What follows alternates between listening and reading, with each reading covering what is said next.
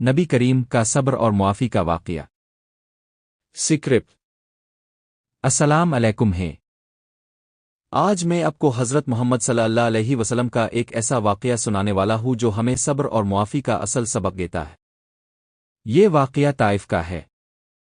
جب نبی کریم اسلام کی دعوت دینے کے لیے طائف تشریف لے گئے تو آپ کو امید تھی کہ وہاں کے لوگ آپ کی بات سنیں گے اور حق کو قبول کریں گے، لیکن ایسا نہ ہوا۔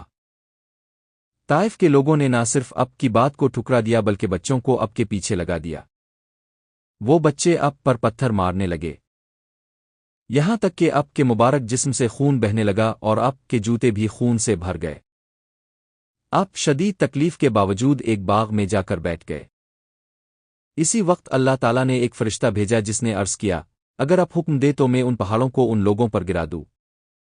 لیکن غور کرے، اتنی تکلیف کے باوجود حضرت محمد صلی اللہ علیہ وسلم نے کیا فرمایا؟ آپ نے جواب دیا، نہیں، مجھے امید ہے کہ ان کی نسل میں ایسے لوگ پیدا ہوں گے جو اللہ کی عبادت کریں گے۔ سبحان اللہ! یہ ہے ہمارے نبی کا عظیم کردار۔ اختتام۔ دوستو، ہمیں بھی چاہیے کہ ہم حضرت محمد صلی اللہ علیہ وسلم کی سنت پر عمل کرے، صبر کرے اور دوسروں کو معاف کرنا سیکھیں۔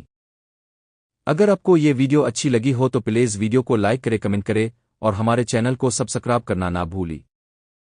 شکریہ۔